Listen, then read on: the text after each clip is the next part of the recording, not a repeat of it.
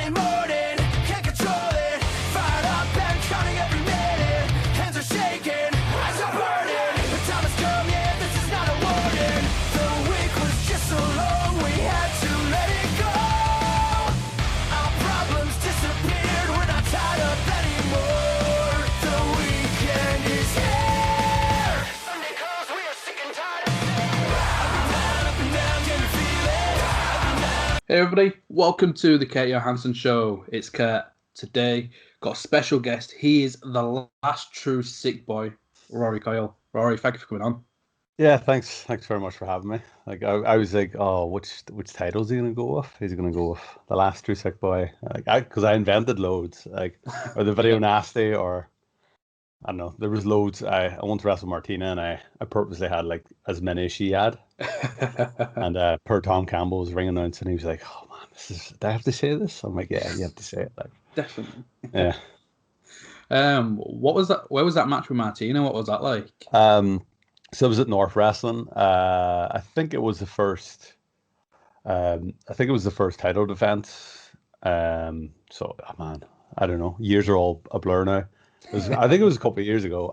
But yeah, Martina had just been in Japan. So like it might have been the first. No, it was the second title defense because the first one was against No Fun Done. Yeah. So yeah, right at the end of the No Fun Done match, they had this really nice like kind of like package that I'm sure it's like up online somewhere, but it's like it made it look like it could have been like Okada or like Suzuki or any of these people, and then it just cut the Martina in a dojo in Japan. But of course, because it's the Riverside, like everyone lost their minds. But yeah, it was an interesting one because like it's obviously it's two like kind of like quite big characters but very different characters. So Yeah. like I found it quite hard, but it was nice. Like North would always put me in these positions that were kind of like out of my comfort zone, kind of made me kind of like be like, right, well, what are you gonna do now? Yeah. It's like, all right, so now, and then like the next one I would have like I can't even remember who the next one was, but I'd be jumping between like people like No Fun Dawn and Martina to like guys like TK Cooper, and so it's like, oh shit! And I was like, suddenly I was like, oh crap! Now I've got to like and like Nathan Cruz, and I was like, oh shit! Now I got to like wrestle. Oh no! I was like, this is not what I'm here for. I'm just here to get hit really hard and smash videotapes. Yeah, as But I was no. looking, obviously when you'd won the title, because you was the first ever champion, wasn't you? Yeah, reluctant first ever champion. I think like wrong, Like the like wrong North, guy, wrong time. Fresh company wanting you as their first champ. So I don't know, it was like a weird thing. When I came into North, I was quite like, obviously I was still like a tag wrestler right at the start. Yeah. But I did the way we'd been brought in was nice, where we'd done some single stuff and then we built to like a tag kind of feud. And then we had this ridiculous scramble earlier in the night. Like the winners of the tag match got to enter one person in the scramble. So we won, and then Rory Coyle, being typical Rory Coyle, we entered what looked like Baz Ban in the scramble. But he wasn't in the scramble all along. I came through the audience, hit Rampage Brown with DDT, 1, 2, 3, stole the belt. And that was a weird one because like I went from being like the most, I think it was naturally happening anyway, where I went from being like the most hated guy in the building to, because I was at every show and because I was always turning up, and they were kind of buying into what I was. It seemed like, well, this is the guy that's probably going to end up with a belt. And then that was the natural kind of organic turn to, I think the turn happened when we wrestled like Sweet Jesus. And like, it was very weird because I was like, oh, well, this is, we're gonna be booed a lot here. But like we were doing stuff and the crowd were just like, yeah, do it again. We're like, what? This never happens. But that was cool because I would do that on like North, and then obviously like the next night I might have like somewhere like NGW. Yeah. Or I might have somewhere like 3CW where I was doing the same thing. I was the same guy, but I was getting booed out of the building. So I was like, well, this is bizarre. Like, so yeah, I think I was the reluctant first champion. And I think there was a long thing where like I couldn't wait for someone to beat me. Yeah. And I don't think the cameras ever picked it up, but like when Spike finally pinned me, I was just smiling. I was like, oh, thank God that's over. Because it How was come like, did you not like it? I don't no, it wasn't that I didn't like it. Like I think for me anyway, like I've got a conception of like the type of person who should be in the main event and closing the show.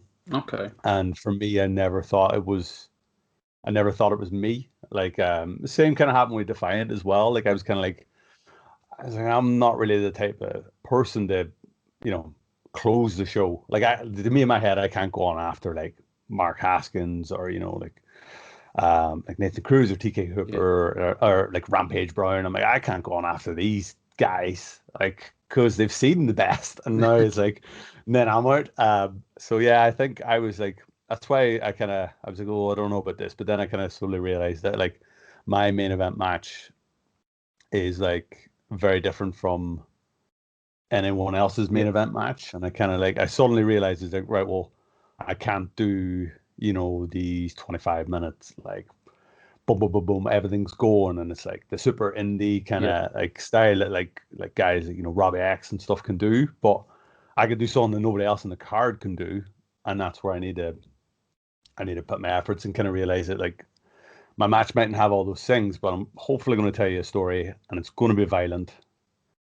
And like that's enough. That's all I've got. Like violence and stories. That's all I've got. And So I think it helps you stand out, and I think that's why people gravitate to you, because we did have that boom of the super indie wrestling kind of thing, and then yeah, out comes Rory Coyle, and it's like our own little like anti-hero where it's a bit different, bit rough around the edges, just yeah. they'll go in there, smash somebody with a TV over the head, Yeah, it's and definitely then rough around the edges. Like there's weirdly like sometimes I'll do something. I think when we wrestled, like I think it was Aussie Open. There yeah, was something at the start. Like I can't keep up with Kyle Fletcher. He's like I was just like, what the hell is this kid doing? Like so he's so quick, but like not even like looking like he's yeah, trying. I was like, what the hell? So then there was one bit where I think he slept. I went over him, and then I think he leapt, and I went under. But then, like he slept again and opened his legs, and I rolled through. And no one in North had ever seen me do a roll because they were like, "Well, this guy, all he can do is just punch and get hit." And I rolled and kind of like landed at the rope, and I heard this weird like, "Huh?" like from the crowd, and they were like, "Oh, that was almost like a golfing clap." And obviously, like Kyle's used to that because that's his yeah. style of wrestling, but. I was just like, man, that's weird. Like, I don't like that. So I think I think yeah, people have kind of gravitated hopefully towards me because I'm not I'm not like a fine-tuned wrestler. I'm kind of like I normally say in promos and stuff. I'm just good at hitting hard and getting hit really hard. And it's like for me, I'm like hopefully a throwback to a type of wrestling that's not necessarily dead, but a type that I grew up watching or Yeah.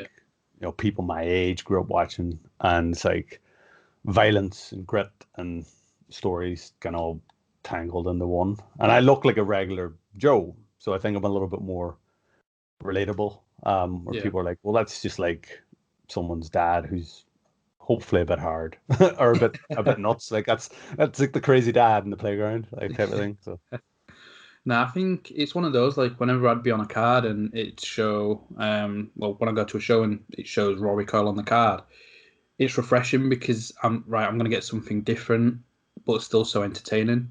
And I think that's why it's important because there's some shows where they'll put on an incredible show and it maybe the athleticism might be up there, but when you're having the same match over and over again and maybe very similar characters, not much character work, then I think it's refreshing, and that's why it's probably like my style of wrestling, which I prefer, where although you're very different, yourself and Nathan Cruz, it's the characters. yeah. From when you walk out that curtain to when you're going back through, you've got that character, and it's easy to tell the story, and it'll help give something different in that match. Yeah, I think it's like it's. I think it like I kind of hopefully stick out in the card for good reasons. Like some people, like everyone else is like wrestling, but like it's a weird thing where I quite like watching. Well, if I watch a show or if I'm on a show and I'm sitting watching it, like I like that kind of. I do love that variation, Yeah, and I think it's something that like North was always really good at. It was like there would be like the wrestling match, and then there'd be like the comedy match, yeah, and then there'd maybe be like the intergender match, and then there'd be tag match, and then there'd be like, you know, hardcore or something like that. Yeah. And it was always just that nice like variety show. And that's what I kind of quite liked. And I think in some ways it kind of limits me a little bit, because sometimes people are like, well, we can't bring this guy in to wrestle a wrestler. Yeah. But like I've been lucky enough, like some places have kind of done it, and they've gone, right, well, let's stick him on with a wrestler and let's see what happens. So I got lucky enough to do that with like Adam Maxted a couple of times and stuff like that. And it's interesting because it's like, well, I did it with Rampage, and it's like, it's the wrestler versus like the maniac type of thing, and it's trying to make him I'm trying to bring him down to my level, but then unfortunately when I bring him down to my level, the guy's a monster anyway, so he just beats the shit into me. So, what's it like when you've been working Rampage? Because I know obviously you was fighting over the Defiant Championship. Yeah. Like, what's it like? 'Cause to me, he's one of the best in Europe, if not the best wrestler in Europe. Yeah, he's unbelievable. Like, he's just I think like because I watched Screwface talk about him and stuff, and it's like everything he said is 100% right. Like he's got this weird, uncanny ability to click with other people, but click with them like on their level. So when I wrestled them, it's very much like it's violence. The violence is the one thing that we got in common. That and kind of like pig ignorance and not knowing when to like lie down. So that was just like interwoven the whole way through. But then there's obviously still some bits that are very much like Rory Coyle moments. And then there's some bits that are like Rampage Brown moments and stuff. But I think he's like, I'm so happy to see where he is now. Because like he is just like, and I'm like, I consider myself like really good friends with him, but like first and foremost, like he's just one of the best wrestlers. Because I first saw him on like a Progress show, before I even knew that he had a training school. And I was just like, well, who the hell was that guy? Because I wasn't really like clued up on the current UK scene and stuff. I was like, who's this guy? And then like the next week, I'd seen an advert for like NGW Northeast. And I was like, oh, that's that guy that like proper stole the show Progress. And I think it's like, yeah, he's just, I think he's got this weird thing where he can click with anyone. He can do, you know, the main event. He can do brawl. He can, you know, he can wrestle. Yeah. Like he's like a freak of nature. Like he can drop kick and then like head nip up, and you're like, what the hell? Like I remember we did that with Flash Morgan, and like, I think the whole like Progress crowd were like, what the hell did we just see? Like we just saw this monster just like nip up on his head. But yeah, I think he's just a freak of nature. And I think the first time I wrestled him, we were laughing because I just traveled, I think, back from London, and I had like something wrong with me. I don't know. Both ends were involved, and I was like, man, I've got to like try and keep up with Rampage. Like this is gonna be. That's sad, because if he hits you hard, I was like, I'm just gonna shit myself. Like, you know, there's two ways about it. And I think I did something which we still joke about now, but like, I think he nailed me really hard, and I think I laughed at him, and like, it was the most stupid thing I've ever done in my life. Like, I was just like, he just proper nailed me, and then like I just flicked my hair back and laughed in his face, and he kind of looked at me like, what do you think you're doing? And just hit me so hard. I was like, I don't even know what that is. Like, I was like, I don't even know what that is. And weirdly, I think his kid, his oldest kid, was there. Yeah. And I'd handcuffed him. I had him with handcuffed DDT, and then pinned him. And then I tried to say hello to her after the show, and she wouldn't talk to me. And she wouldn't talk. And that was like, I was like, yes, I've done it. But that was like, I think it was a weird one. A lot of people probably didn't expect that. And then we had like, obviously, you know, a month or so Defiant with me having the championship, and then we had the rematch. I was much happier with the rematch. I felt the rematch, I was more like me. I always prefer your matches when you're losing the title. I don't know. It's like it's just nice. I think I'm designed to do that. Like, it's just, I'm designed to count the lights. That's it. Like, I'm quite happy just to fly me back and count the lights. I think it was getting rid of that. It was getting rid of. I didn't think it was a burden, but like it was a responsibility, and Yeah. I just I still think in my head I think like Screwface. I am quite a I like normally try and pride myself on being like quite self-aware. So I know what I'm good at and I know what I'm not good at, and like I always felt like that, like being the kind of champion that could go on with these different people was something that I didn't think I was good enough to do, or I didn't think I was kind of at that level yet, or I didn't have I didn't have experience or enough confidence to kind of be like, right, well, yeah, who's going to stick my me tonight? Cool, I'll keep up with him, you know. Yeah. Whereas like sometimes, and I got lucky a lot where like I would have matches with people and they would know what I was and they would kind of click with me. Yeah. So like it's a little bit taboo of a subject now, but like the guy that used to be really good at Twitter, like when I wrestled him at Defiant, it was like we had like this throwback match to like his CZW days where it was like CZW meets like this guy who's like a throwback to ECW, and it was like it just clicked, and it was like I couldn't have went out there and tried to go hold for hold with him, or you know, like wrestle a normal match. I had to try and do it my way, hopefully, and then hopefully it worked. I mean, I ended up taking a power bomb on the pile of videotapes, which is disgusting. And I don't think I'll be doing it. I say I'll not be doing it again. Like when wrestling comes back, I'll be like, I'm doing it again. I'm doing sacks of videotapes going, this could only end one way. What does your missus think of it? Yeah, I think she didn't care. Like she didn't. It was a long running joke. Like she doesn't even watch my promos. Yeah, like so. I think she's very much aware that I'm stupid A and sick boy. I only have myself to blame. But there's a nice clear divide between like she doesn't. If you ever accused her of going out with Rory, she would be disgusted. But yeah, like I think I laugh quite a bit because I'm like I'll purposely mention her in promos because I know she doesn't watch them.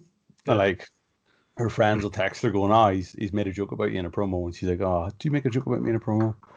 And I'm like, "Yeah, well, you don't watch them, so like, what do you know?" But yeah, he's obviously like supportive, but I think she's like, "Well, if you're gonna do stupid things, like." So I long run joke where like she'll wake up and she'll be like, "Oh, I've got a sore back." I'm like, "You've got a sore back. You taking the piss?" Like, because one of us has made terrible life choices, and she's like, "Yeah, but they were choices." Oh, okay. So yeah, you get very little sympathy. Excuse me. So when you got put into like that position with Defiant, obviously through the days as WCPW and then changing to Defiant, they're still one of the biggest companies in the UK, and I think maybe got that American market more than anybody else because of the YouTube channel. And when I see online where people talk about people that was under that brand, the first time they became aware was Defiant. So how did you feel when there was like, right, Rory, you're gonna go against Rampage, you're winning the title? I was like, "Fuck off." I said, "Nah." I was like, "Nah." I actually just was like, "Nah, you're all right." Yeah, I was like, "Nope." And, yeah, so it was cool. Like, I consider myself really lucky to even be like on those cards because like the people they were unbelievable. And like even though I only worked with a few of them, it was like I would still get a chance to kind of watch them backstage or like interact with them backstage, or like they might just give me like little passing kind of notes and stuff like that. So it was, yeah, like I was super happy to be there. I mean, obviously I was meant to be on the first WCPW. Yeah. That would have went terribly wrong. Like I should not have been in that building. Like I was just like, what's going on here? And then I think it was a blessing that like that got cut. And then I went away, and then obviously I found like who I was, and then when I came back, it was like, oh, this guy that's a little bit better formed.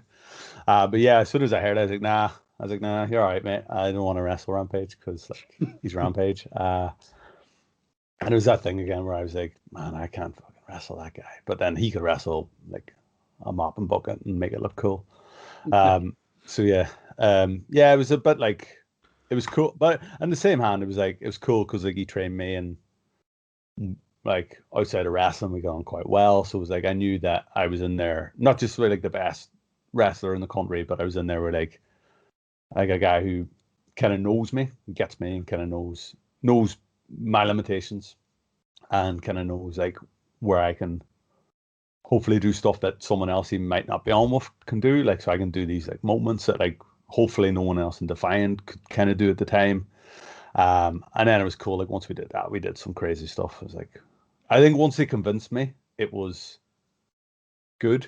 And that was down to like Dan Richardson, was like the booker at the time. Like those guys just helped me out massively. Like without Defiant, without Defiant and North, like I wouldn't be. I don't think I'm really well known anyway, but I wouldn't be as known as I kind of am. So I owe a lot to kind of them guys in that locker room. Like it's ridiculous. Like guys like Gabriel Kidd and like Martin Kirby and Joe Hendry and like just like you can't name them because there's too many of them. Like just being able to like just pick their brains about stuff and like Prince of Meme and stuff like that. So even because he wasn't really wrestling at the time when I was there, it was like segment based stuff. And then like the fact that a guy like that's behind the curtain watching and then kind of going like, oh, you did this thing and, you try to do this next time, or, make sure you find the camera on this bit. And like the same with like Dan Richardson, the booker and stuff, like, this is really good, but like do this, this and this, or, this is what, you should try and do this. Yeah. And I think he put the stupid idea in my head about laughing. Like he was like, if he hits you really hard, just laugh at him. And I was like, oh yeah, that sounds like a cool idea. And then I did it and I was like, well, that's the worst idea. It's probably like the best rib he's played on me. That's the worst idea ever.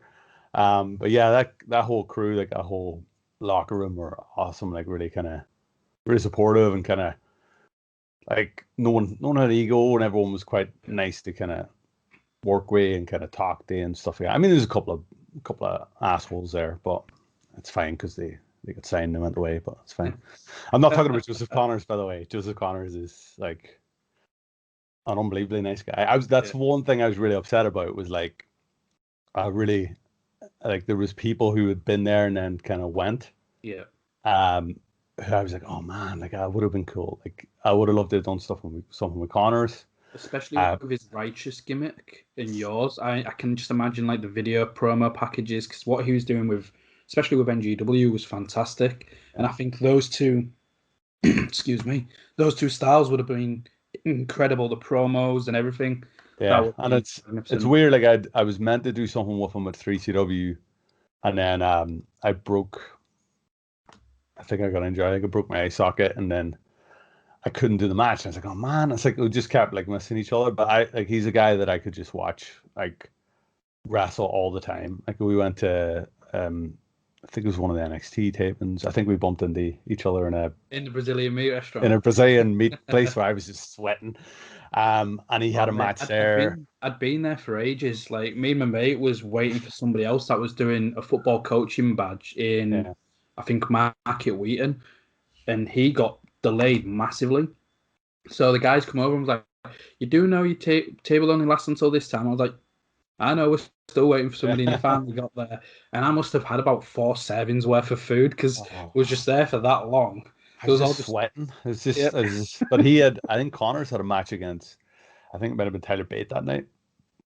It's just unbelievable. I was just like, man, that's just, and to me, he's just like, I think like 90s pro wrestler. I think like that type of guy. So yeah, I was probably gutted that kind of we missed each other at Defiant, but then it's hilarious because on the last Defiant show, they had like a video package of all the champions, and I look like a work placement student. So it's like all these like top tier wrestlers and stuff. Like you got like Drew Galloway, and I think Big Damo might appear in there, and then there's Austin Aries and like Rampage, and like and then it's just me. I just pop up for a bit, and I'm like, all right, lads, and then like and it was just weird. I was like, what the hell? Like, how did I end up on this list? I think that's a testament to your character, though, because, like, yes, you may not be doing what Rampage is doing or Drew Galloway, but the stuff that you're doing in between, again, it's that storytelling, because you've got that character nailed down. it's easy to tell that story with, and it's easy. Well, I won't say it's easy to tell, but when you've got somebody who's a psycho that'll do anything to anybody or let anybody Yeah. do anything to them, you've got that story where it can be a little bit more personal because you've got some deranged lunatic. Yeah. After. Yeah. I really enjoyed Defiant. Like I enjoyed all the stuff we did. Yeah. It was pretty cool. Like, so who knows? 20 years from now, they'll boot it up again, and I'll come out wearing like Terry Funk style candy stripe pants, and I'll wrestle Rampage Brown in his Ahmed Johansson gear. Well, whilst you mentioned that, then let's get on to WrestleVerse because it was unfortunate because his Ahmed Johnson just didn't get over. Like the fans didn't really click. They was like, "Is that just Rampage?" Instead of Ahmed Johnson. But what was your thoughts on WrestleVerse? I really enjoyed the concept from the two shows that they had. Obviously, COVID stopped the third, but you was a massive part of that.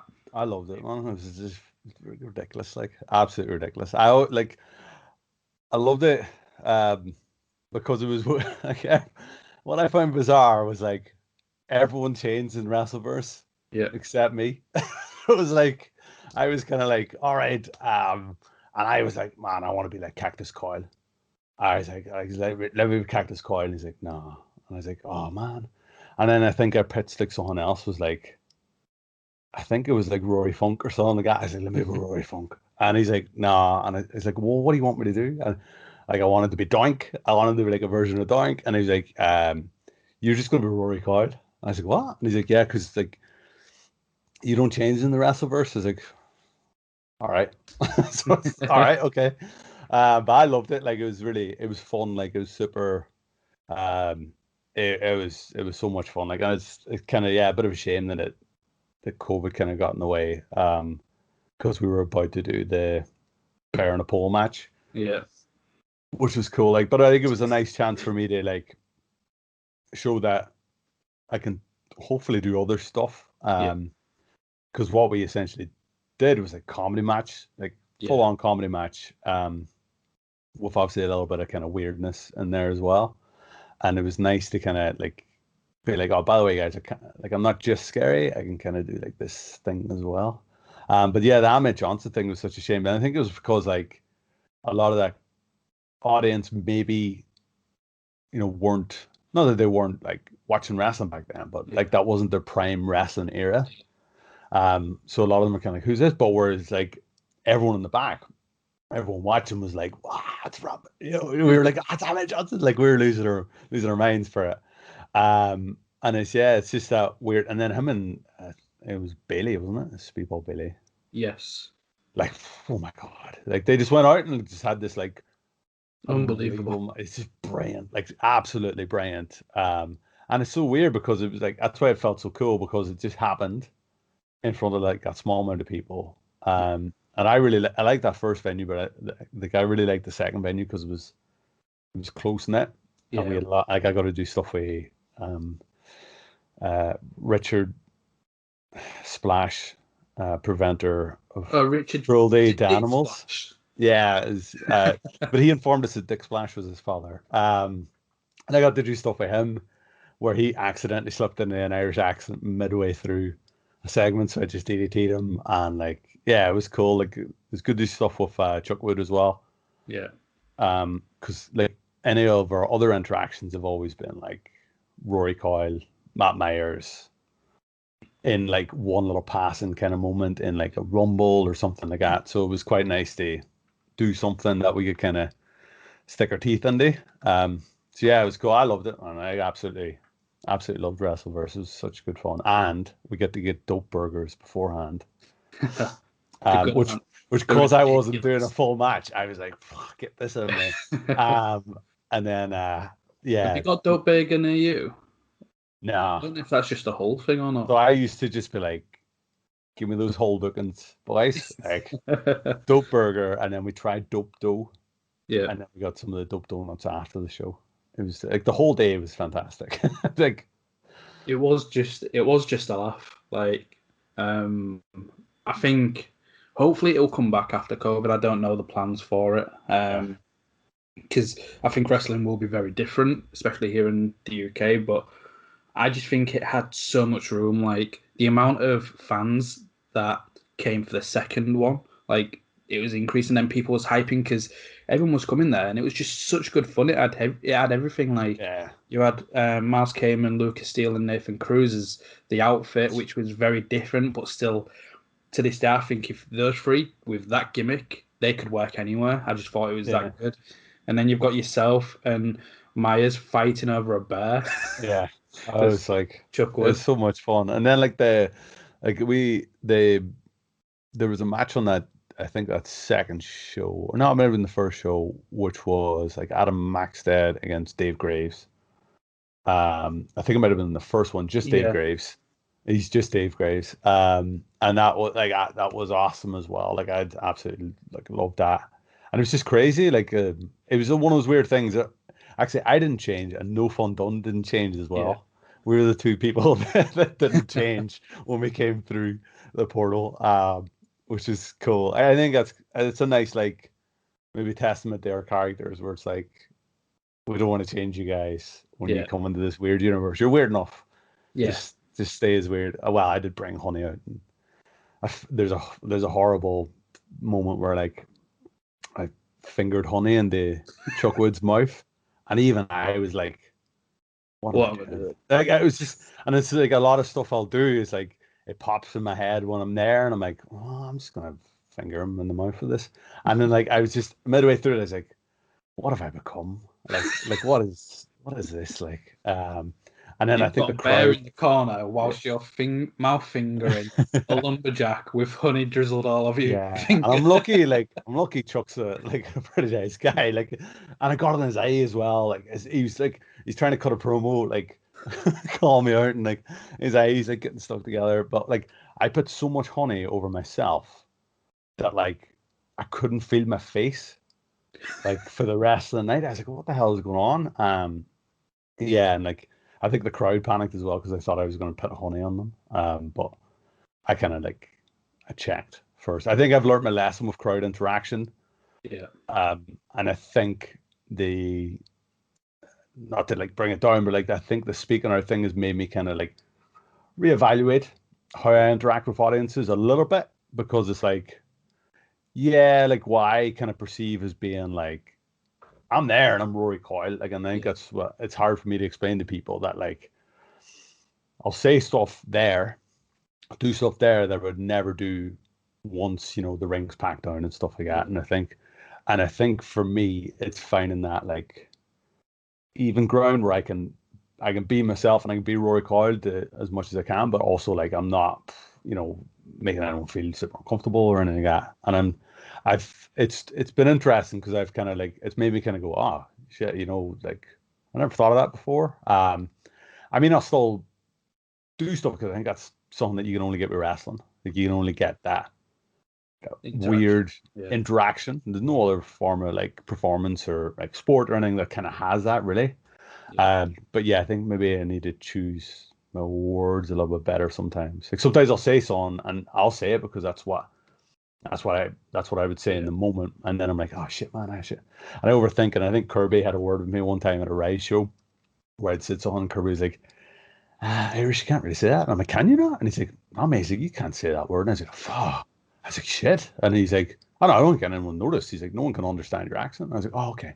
All right. And it was like, but yeah, it's an interesting one because it's like where do we find that kind of that even ground, like Yeah, where the show's still awesome, I'm still being myself, but like obviously people they're still included, but they're not.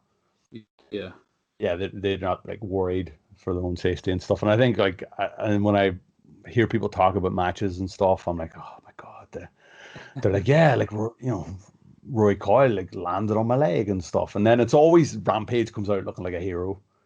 It's like he throws me into a pile of people, I take out a pile of chairs. And it's like, yeah, I can't believe Roy Coyle like landed on me. Oh, he really hurt my leg. And then Rampage checked to see if we were okay. Well, of course he did, because he was fine. Like it was the one that I, threw me into. I would check, but I was literally under a pile of chairs, and he was standing on top of me, like shouting leads or something. Like, so it's like, I'll try my best to kind of make sure everything's all right. But like, I'm sorry if I've just caught someone out of midair, I can't check because I'm checking myself. I'm making sure all my bits are still there. Nah, I get it. Like, because me as much as the next person, like, I don't mind getting involved or like doing whatever. But then I always remember the BWR show, and it Oh, was your video nasty match. And what annoyed me is I couldn't focus on that match because I was just so annoyed. And I was sat there just absolute, probably, if there's footage of me, it was probably resting bitch face, looking at my suit, yeah. looking at the ring, thinking, Erin, what a wanker, looking at the suit. So for everybody listening, like, BWR, fair show there, had such great stuff about it. And I've had to come straight from work, so I'm wearing like my best trousers, got a nice shirt on, which was white. And Erin wanted blood to be dripping down his face, and it curdled, and he had too much, so he thought he'd spit it out at the crowd, and it kind of sprayed. Yeah. But then there was the main attracted just went straight to me, and it was literally all over my suit trousers, all over my shirt, and I'm just thinking, what a wanker! Like, Yeah. what an absolute wanker! I was like, you hit him with that fucking videotape. Yeah, he, like, and I think Myers got wind of it. Yeah. And then obviously women are in Myers, and then it was really apologetic and stuff. And I was just like, mate, just look at the state of me. Look at the state of this. Yeah, like it's always my worry about the videotape is like, I get a little bit panic when people put me on like quite early in the show, and I know I'm going to hit the tape, or I want to hit the tape, and then it's like, fuck man, it's like people have to wrestle after me. Yeah. And I remember I did it the first time I ever did it. I didn't use the red. I used like proper old school, like Memphis, kind of like big talc explosion. Yeah. And Haskins and a couple other guys were having this like amazing, like big multi-man match after me. I was watching the ring. I was like, oh my God, there's so much of that in there. And afterwards, I was like, I'm really sorry, man. Like I was like, I'm sorry. And he's like, no, it was cool. He's like, it was like wrestling back in Memphis. I was like, oh, okay. I got away with it. But like, I'm always quite concerned because like I think one time like Nathan Cruz went on after me at Defiant, and I think it might have been No Regrets or some Destruction. I'm trying to think. It was a big it was a tag match between me and Gabe and Hendry and Primate, and I had a big videotape on that, like, and I think Cruz went on after me, and I was like, fuck man, I was like, oh, he's going to end up covered in red. And I just had to apologize. Like, man, I'm sorry. Like, I said, and I try and tell like people there on the day, I'm like, look, if I hit this tape, like someone needs to get in and clean that ring, because like it washes out, but like that's the last thing you want. You don't want someone else, like, and especially when we were doing Defiant, we were doing episodic, like, you don't want somebody with red paint on their gear in episode 3, even though I only hit the tape on episode 1. And I was like, oh man, it's like just stuff for me to kind of think about and kind of go, oh crap, maybe there's different ways to do this. And I started using the VHS DDT and stuff as well. So it's like I've got different go-tos that I can hopefully pull out. What's your how have you been finding BWR? I think for what they've been doing for such a new company, constantly selling out, getting bigger shows, and really enjoyed the product from the couple of shows that I've gone there. They've done some great stuff, and again, I think I'd planned on buying the next 2 shows, and then COVID hit. Yeah. What's your experiences been like with BWR? Yeah, I love working there. Like, I absolutely love it. I think it's like backstage as well. It's very, very like really professional. Yeah. Like they're one of like them, Defiant and North. And like the times I've done stuff at TNT, sorry for the deathmatch stuff, like really professional, like I kind of really looked after. But yeah, I like that. I always like the fact that I'm never just like a throwaway. It's like I'm there to do stuff.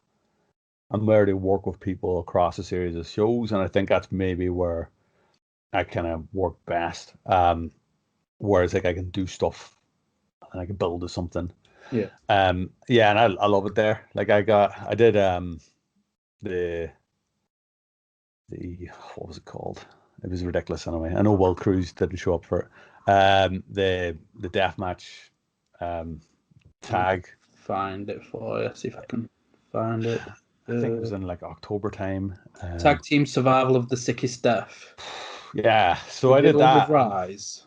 Yeah, and like I think that was like I'd already really loved working for the company, but I think that was really solidified it for me because they were always like that was the one time where I wasn't at risk, but they they took extra precautions to make sure everyone was fine and stuff. And like I think in any other show, like I've always seen anytime anyone gets a knock and stuff, they've always got paramedic there and stuff, and it's awesome. That one was for me. It was like, all right, cool. That's like these guys care and they care about stories and stuff as well. And I always get to bring my dog, which is nice. Yeah. And he's kind of well received. And one of the guys from Hull, the photographer from Hull, or he's from the Hull area. I think he does I Will Simon. Burn. Yeah. I Will Burn. Yeah. And he got these photos of like me and Newt backstage at BWR. It might have been that Video Nasty match. Yeah. And he got me like a mug with them on, and they're like my favorite photos from wrestling. Like I've got some cool photos of me hitting like the videotapes, and I've got ones like me and Screwface in the Barlands and stuff. But it's like that. It's just me and Myers just playing with a dog. And they're just super cool. But that survival of the sickest, like they had loads of people on call in case anything went wrong, and it's like I kind of it's like one of those things where it's like I'm not a deathmatch wrestler, but I'm known for like hardcore stuff. Yeah. And I think if you watch that match back, like I'm very clever in what I do. I'm like guys, there's loads of glass in there, so I'm gonna be over here. It's like, but I hit the fireball and that and stuff, and I think we were laughing because Shreddy was watching my dog during it all, making sure he was okay. And I just kind of came back at this massive gash in my nose. It's pouring blood. I was like, "Where's my dog?" I was like, "Where's my dog?" The paramedics said, "Can we check?" Yeah, I was like, "Oh, mate, let me see if my dog's all right." Speak of the devil, has he arrived? Oh no, he's behind me. But yeah, I love it. Like they're super cool, and I signed some forms with them last week, so I'll be back there whenever wrestling starts. So I signed like their equity. Their equity kind of agreement and stuff like that. So I'll be back and hopefully doing some weird stuff. Yeah, that's what I like about them as well, because so many companies and I spoke about this with Myers, because again, with Man and his like actual jobs, we see this sort of stuff where it's like all the guidance and code of conduct and safeguarding and stuff, and so many companies just copied and pasted the first thing they saw on Google. They've just Googled safeguarding, code of conduct. Hey, we're going to do this. Yeah. Whereas BWR, I think out of most companies, have taken the most professional route with all of this, with getting involved with equity and actually making sure the code of conduct and safeguarding is to the T, and making sure everybody's safe, and doing this like project restart thing. And I think like full respect to them, because there's been bigger companies that haven't done that. Yeah, I think it's keep doing the right thing, like I said, from paramedics to the code of conduct. But I think it's like a weird thing where like on the last Defiant show, if you watch, I'm pretty vocal about unionization. And I got, well, someone was a bit assy about it afterwards, but fuck him, where's he now? So I like, because I don't think, like, I think in an ideal scenario, and I think a lot of wrestlers feel the same as this, like, I don't think we shouldn't need it, because people should inherently, turn up and like put on the boots and do their job and go home. And like that should be the cycle. And I think that's why like a lot of wrestlers have been quite quiet about it, because it's like, well, they're sitting going like, well, why do we need to do this? But it's like, well, we obviously do, because there are a bunch of like bad apples that are there, and like we need to kind of do it. But it's that thing where it's like wrestling, despite its name, professional wrestling, is inherently like not run like a professional kind of operation and stuff. And I think a lot of companies are worried that, the margins for profit or folding in professional wrestling are so slim that they're now concerned that like, well, crap, if we have to, spend X number of pounds on this, and this, then, that's the difference between running the show and not running the show. So I think it's like, it's finding that again, just that nice even ground where like, I mean, I don't think like I have no desire to join, equity or whatever. Yeah. But I think that's because I manage myself as a independent performer. Like I've never had an issue. But again, this is down to my age. Like I'm an older guy, and I've worked in different industries, so like I've never agreed to do a show without knowing my payment. I've never agreed to do a show without knowing how I'm getting there. I've never not been paid.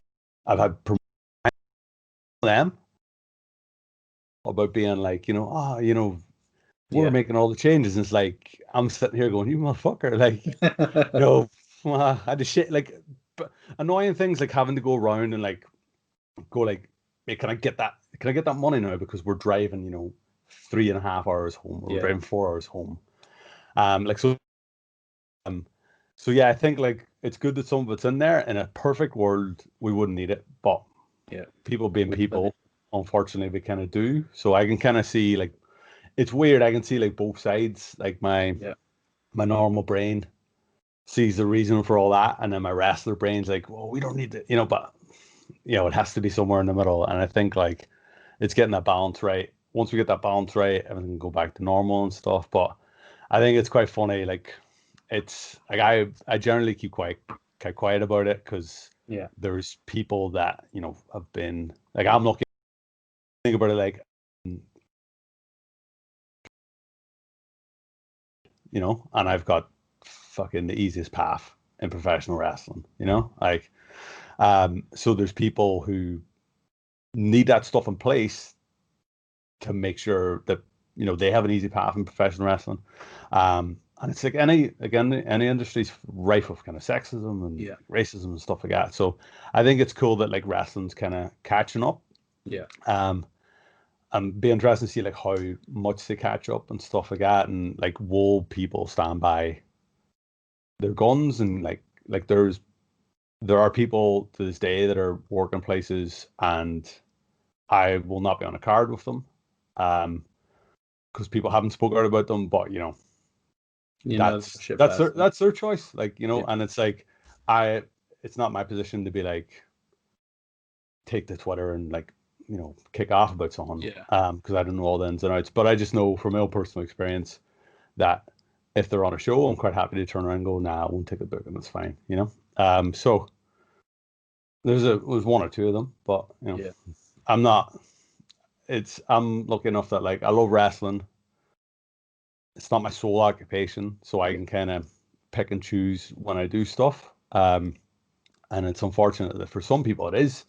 So it's like they're in a very awkward position. Like, do they stand their ground and lose out on their livelihood, or it's like, and it's I kind of get my head around how people deal with it, and like everyone's kind of dealt with it as like they've dealt with it probably way better than I could have done. I just would have ended up like smashing something. So yeah, it's like I'm kind of under no illusion that I'm one of the lucky ones. I kind of think it's a mixture of like obviously my ethnicity and stuff, my background and my age. I think having loads of other life experiences kind of means I'm a bit harder to take advantage. Try and pull the wool over your eyes. Yeah, and it's like I've kind of seen, not that I've seen it happen, but I've seen it happen to enough people to kind of be like a little bit wary of stuff as well. So I kind of maybe I come across sometimes as a bit of brash and a bit of an asshole to deal with, but it's like it's just because I'm like, oh, and I'm like, your worth, well, I'm just like, oh, well, I try not to mince my words anymore, and I think it's got me in trouble a couple of times, but I'd rather kind of. It's better than being fake. Yeah, and I think like hopefully people kind of know me and they interact with me in wrestling, they'll kind of know that I am hopefully kind of not fake, and I'm fairly self-aware as well. I know the crack, like I know what I'm good at. I know my position on the card, hopefully. Like I think there's a misconception because people obviously perceive people how they are online. And I do that as well. Like I like read people's tweets. I'm like, this guy's an absolute ass. And then you beat them, and you're like, this person's the nicest person in the world. So I think it's all like how you project on people as well. So I think people like probably look at like how I behave online. They're like, this guy's an asshole. Whereas hopefully if people know me, they're like, yeah, he's a bit grumpy, but he's He's all right underneath it all. Underneath all the grumpiness, he's not the worst, So. Like with you mentioned the Barrowlands, and obviously that was teaming with Screwface with ICW. I believe, was it TNT that you teamed together as well? Yeah, it's a good team of the Barlands one was weird because I had probably like the worst ICW run in history, which kind of annoys me because like when I was getting back into independent wrestling, like ICW was like my brand because I grew up watching ECW and stuff, or kind of I didn't grow up watching ECW, but I got drawn to it when I was like a teenager. Yeah. So yeah, I had a disastrous run of ICW. Like I had scheduled a debut, I think on April 1st. I moved before I broke my eye socket.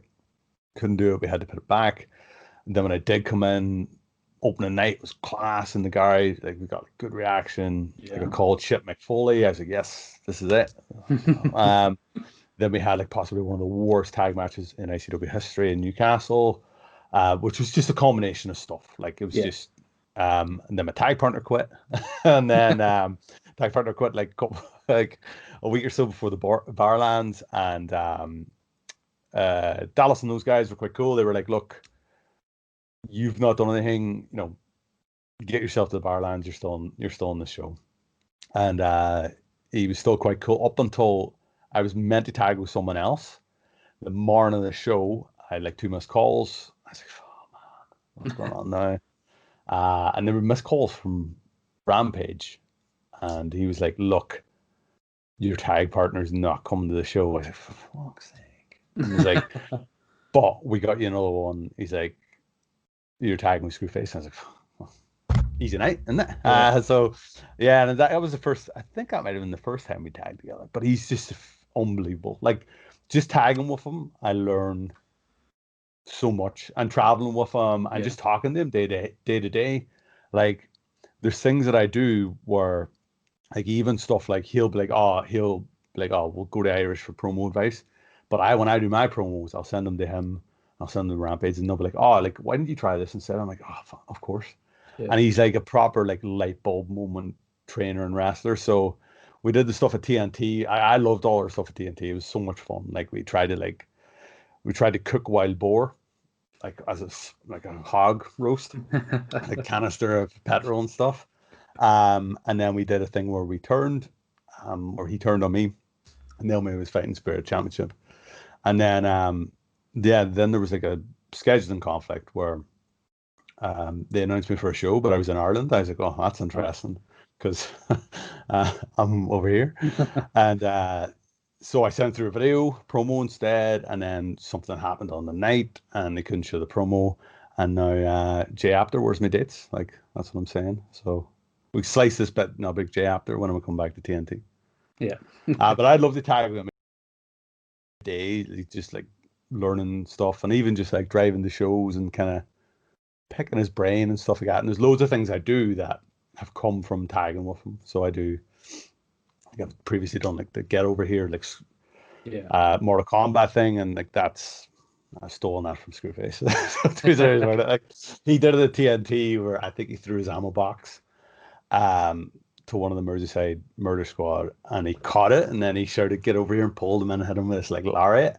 And like I remember watching it from the outside, popping, and there's like the crowd were like, and then there was like 2 seconds later they're like, "Oh, Mortal Kombat!" Like they all lost their minds and stuff. So, but yeah, like everything he does is like so crisp and stuff. But then he's one of those guys that can like brawl, he can like wrestle, he can do like.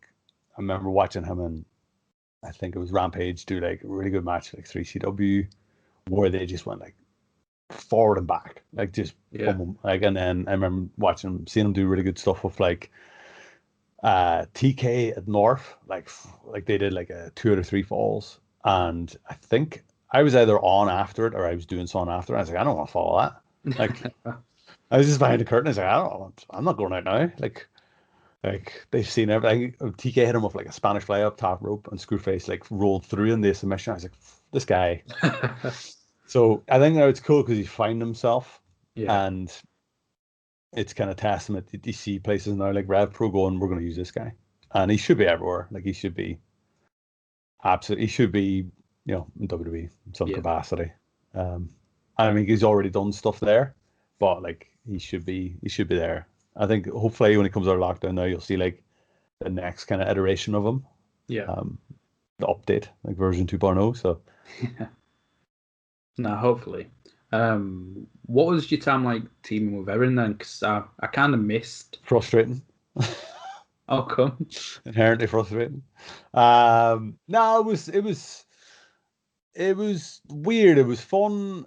And we did some stuff I kind of quite enjoyed. Like all the stuff we did with Rock and Cole was quite good. Yeah. And yeah, we kind of got to tell like a long form story.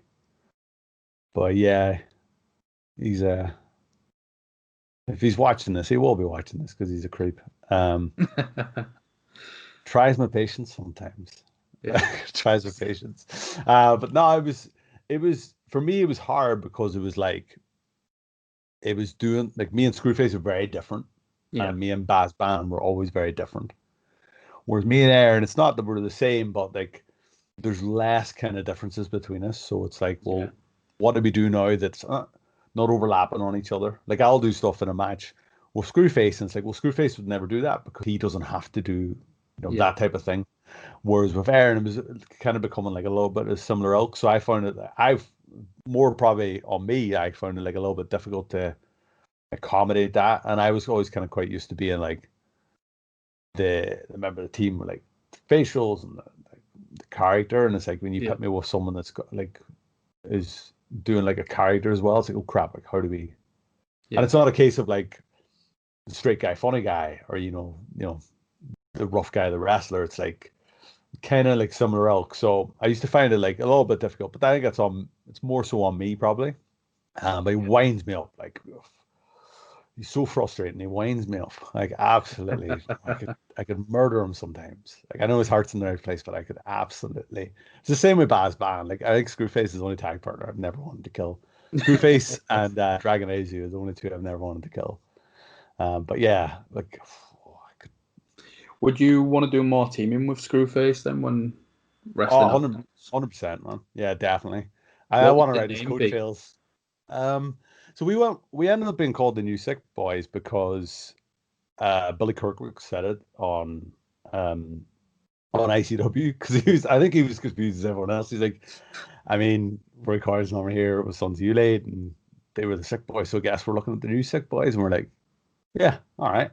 I mean, I think if we sat down and we thought we could probably come up, but I think for me, it's the Sick Boy, Yeah. and then the New Sick Boys kind of came about organically as well. So it's like I try not to sit down and like come up with with names because stuff like naturally kind of occurs. But yeah, I absolutely love to tag them. Like if there's any promoters listening, he'll do the rest.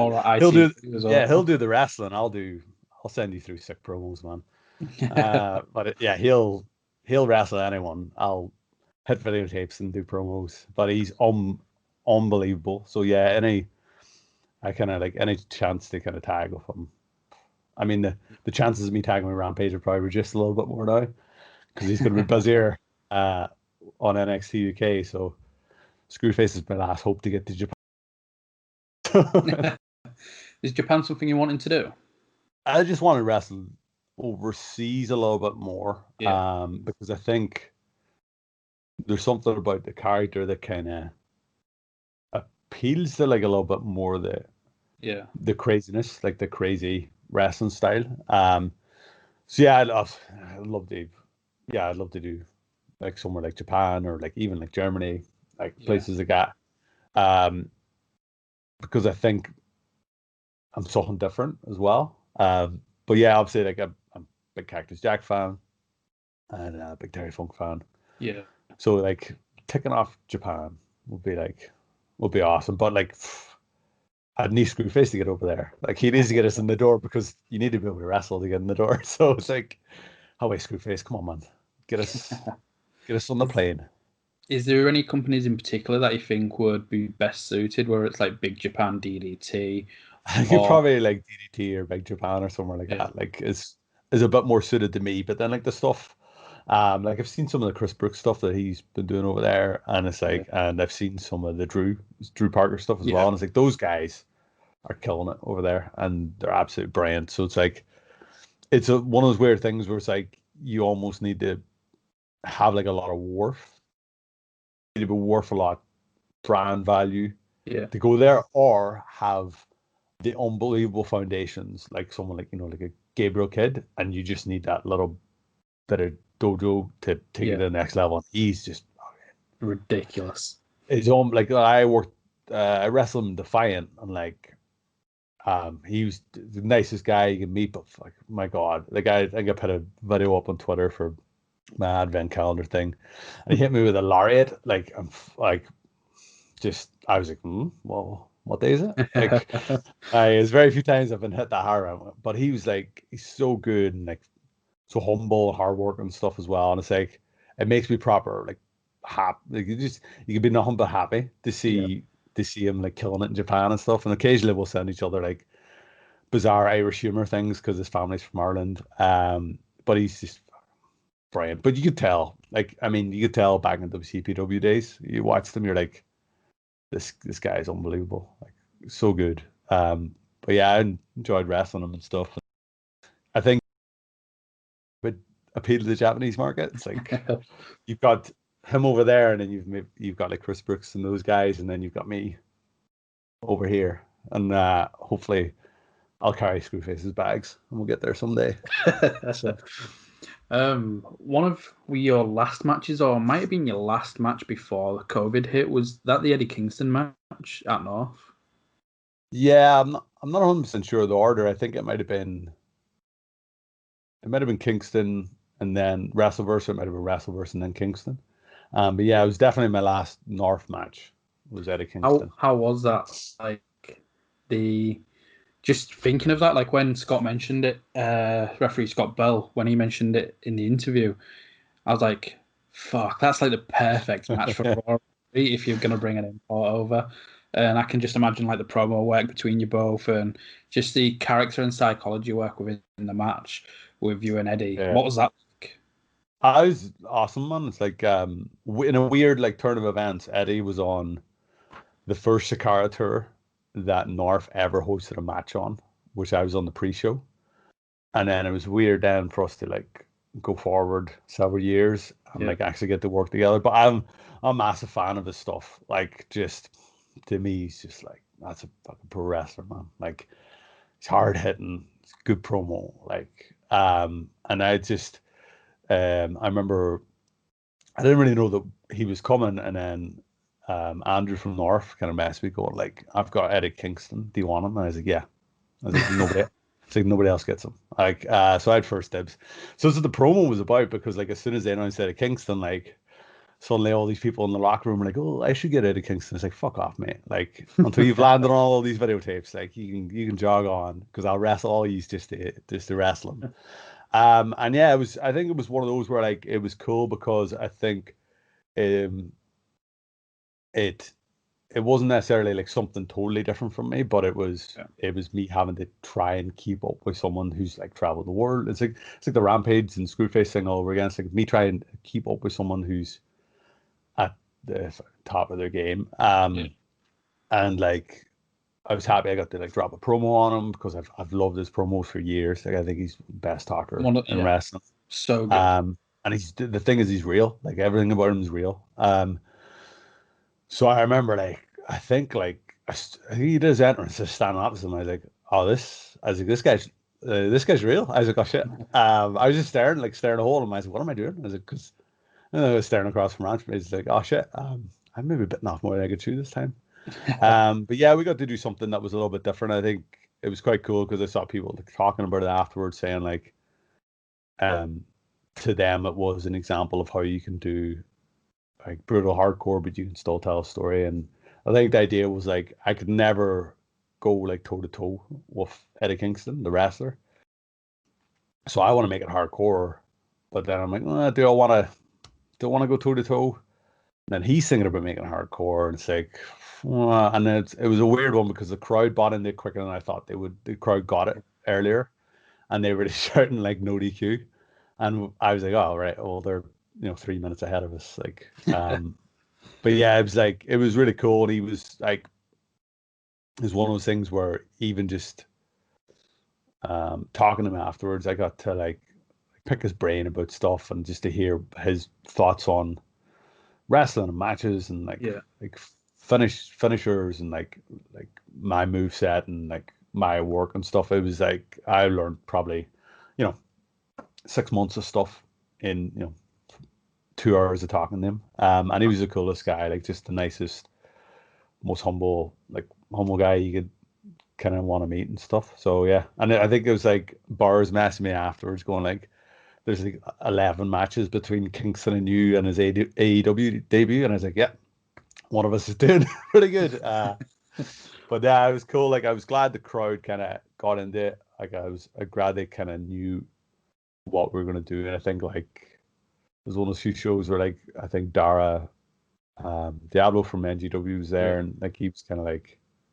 He's like, oh, it was good. I was like, oh, okay. And it was one of the few matches where I kind of walked in the back afterwards, and I was like, yeah, I'm kind of happy with that. And it's obviously bits that I don't like, and But you that's got where I like think Vince McMahon walk.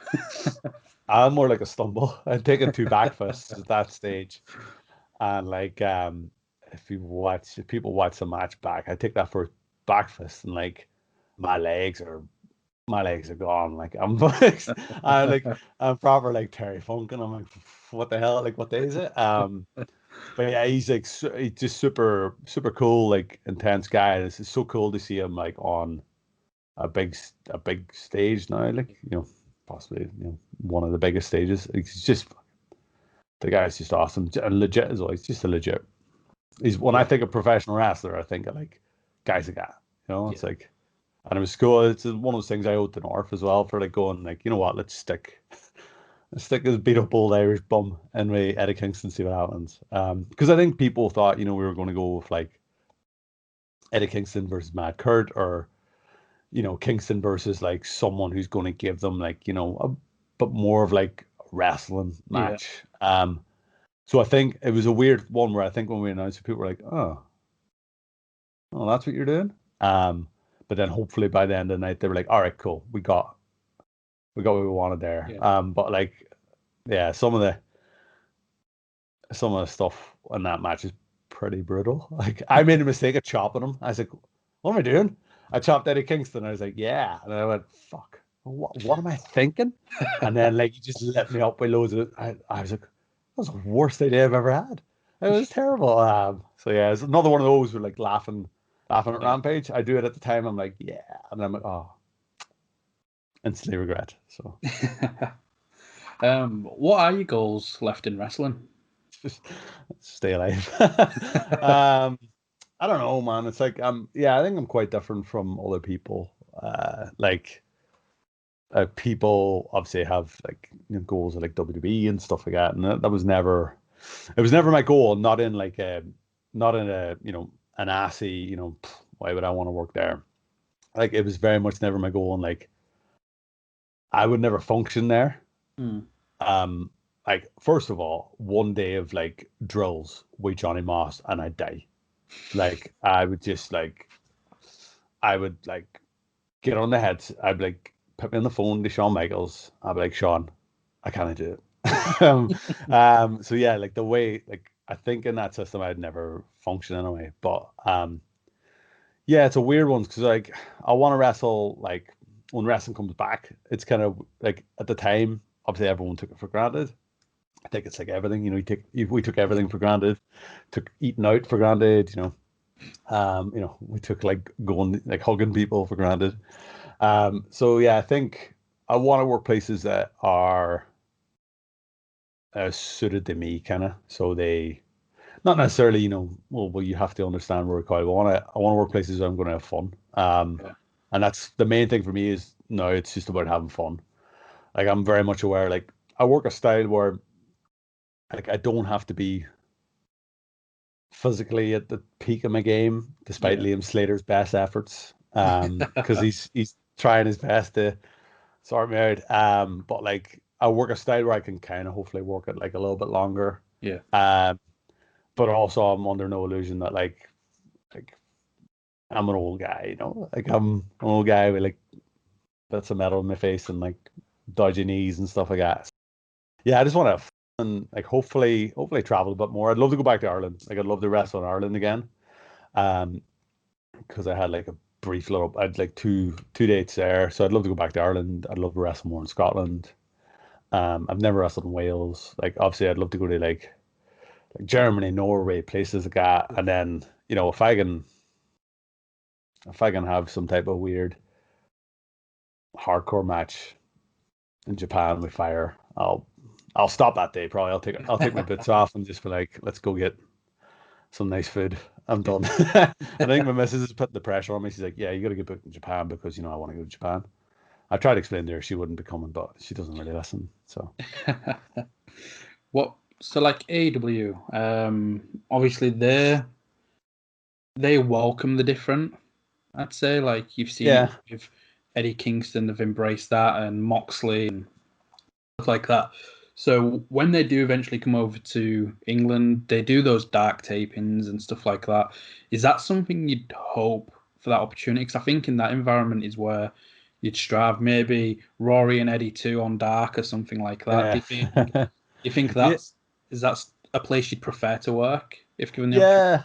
yeah, yeah. Like places like places like that kind of feel like they would suit me because they do embrace like the weird and wonderful side of Yeah, wrestling. It's the same with places like Ring of Honor and stuff as yeah, well.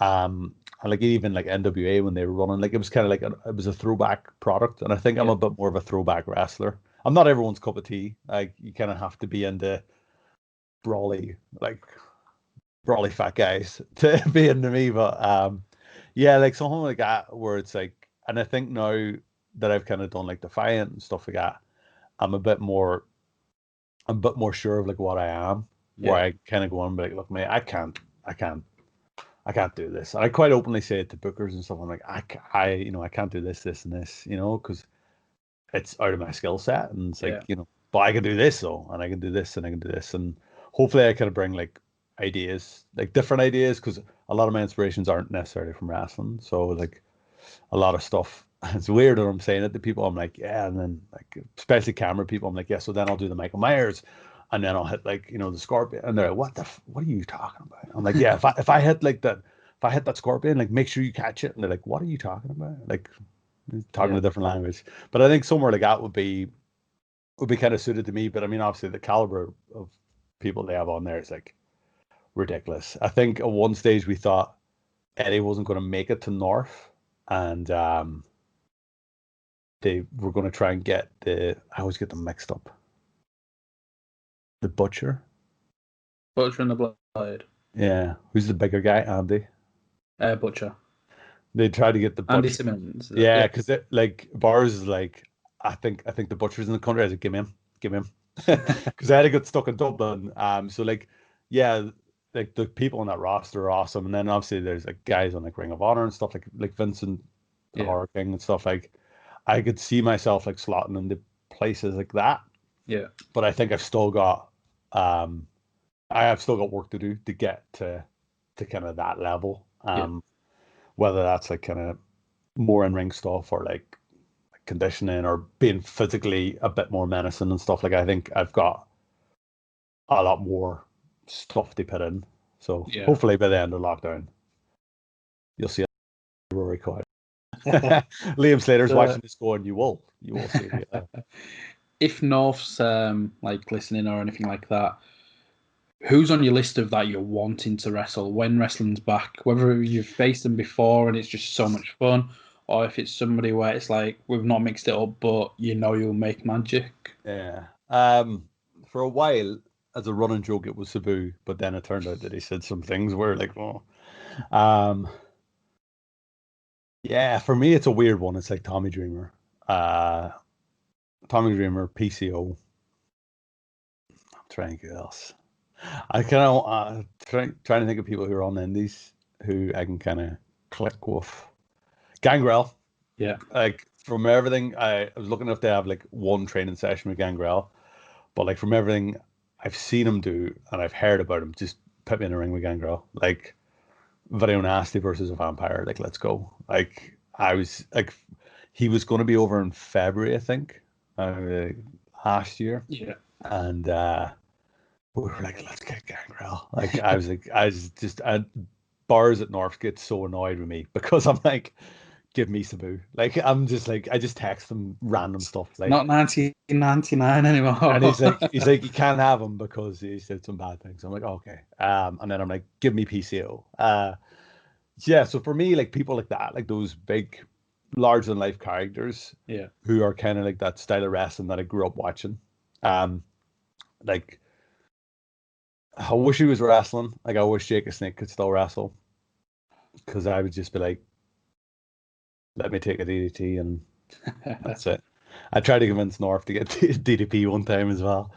But it turns out like he won't hit diamond cutters or something like that. Like, I was like, what's the point? So yeah, for me, it's weird. It's like those people, in terms of like the local scene and stuff. Like obviously, like Screwface, I'd love to tag with Screwface again. I'm trying to think who else. Like, I'd love to do some more stuff with Chuckwood as Chuckwood. Like that would be, I would love to do that. So much fun.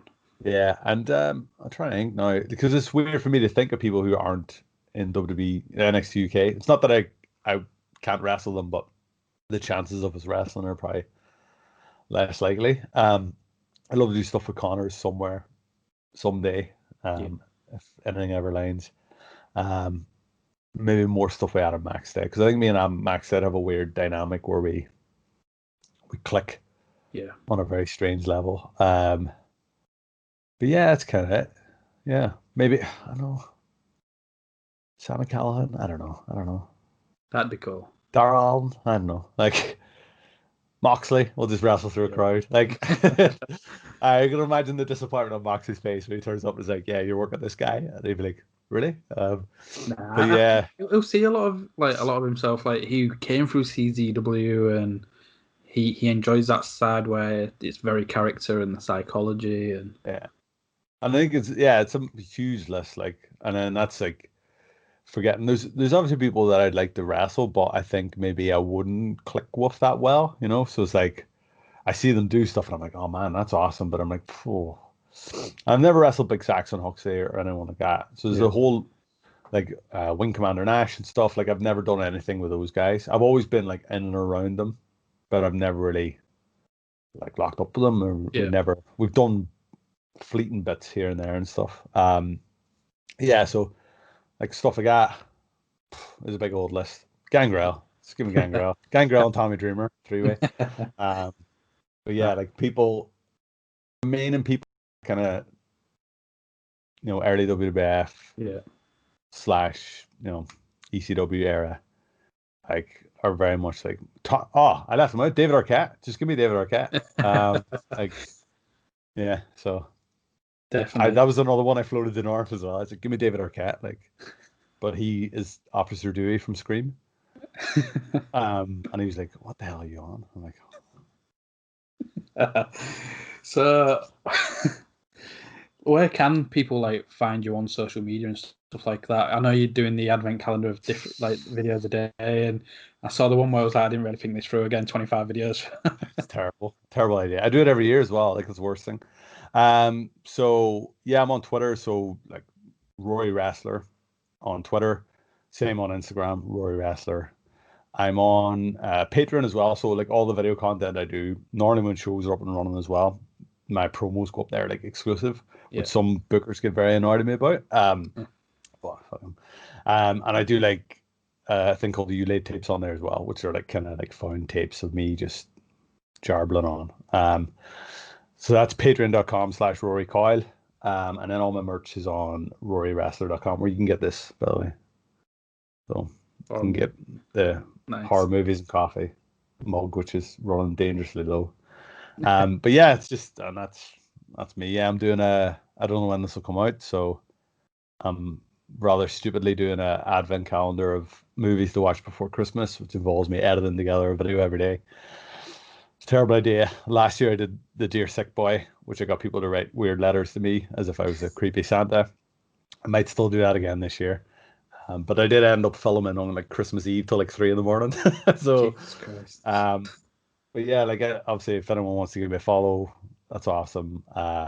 With Christmas coming up, don't buy my merch. Just give the money to someone that needs it more than me. because I got like loads of sick T-shirts, but I don't want to release them until wrestling's back in 2049. So, nah, brilliant. Everybody, go and make sure you do follow and have a look at the videos. I think I was watching the one with Gremlins and yourself and Screwface in there, and it's just it's a little bit of fun, something different for the lead up to Christmas. So yeah, Rory, thank you for coming on the show. Like, it's been great. I think we could have just talked wrestling all day long, so we'll have to do it again where we talk all the other shit that we can talk about. And, definitely, yeah. But no, thank you for coming on, man. Yeah, no worries, man. Thanks for having me. Brilliant. Everybody, go make sure you follow Rory. Support him on patreon.com if you can. All the links will be in the description. If you've enjoyed this, make sure you hit like, make sure you hit subscribe, have a look through the different playlists, whether it's Scandinavian wrestling, wrestling from Asia, or stuff. Make sure you have a look at all those content. Thank you for watching. Thank you for listening. Friday morning.